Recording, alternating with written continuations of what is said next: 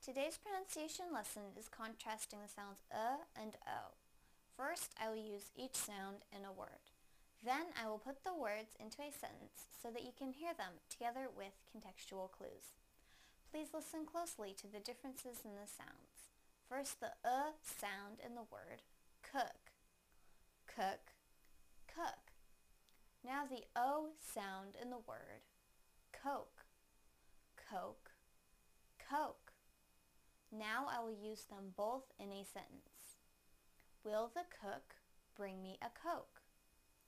Will the cook bring me a Coke?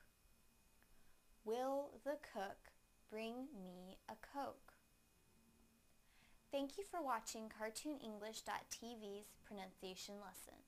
Come visit our website for free lessons, games, and chat.